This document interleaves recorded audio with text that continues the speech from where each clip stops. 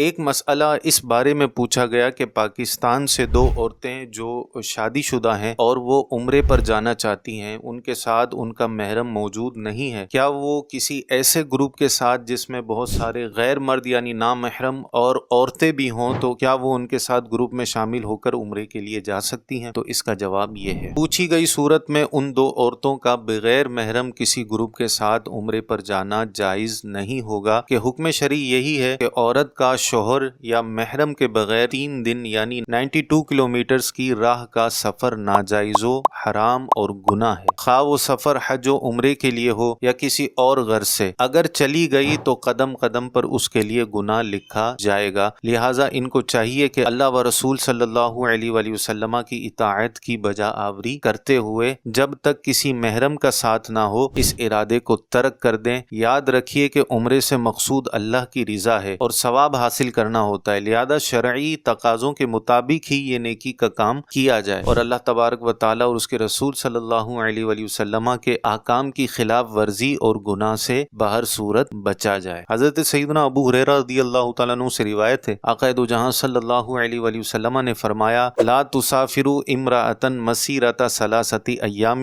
الا مع ذی محرم، یعنی حضور نے فرمایا کہ کوئی عورت 3 دن کی مسافت ذی رحم محرم کے بغیر سفر نہ کرے۔ بعض ٹریول والے بھی سنگل عورتوں کو اپنے ساتھ عمرے کے لیے لے کر جاتے ہیں، تو ان سے بھی گزارش ہے کہ ایسا نہ کریں۔ اللہ رب العزت ہم سب کو شرعی احکام کی پیروی کرتے ہوئے نیکیاں کرنے کی توفیق نصیب فرمائے، آمین بجاہ النبی الامین صلی اللہ علیہ وسلم۔ اس ویڈیو کو لائک اور شیئر ضرور کیجیے گا اور ہمارے اس پیج کو فالو بھی کر لیجیے گا۔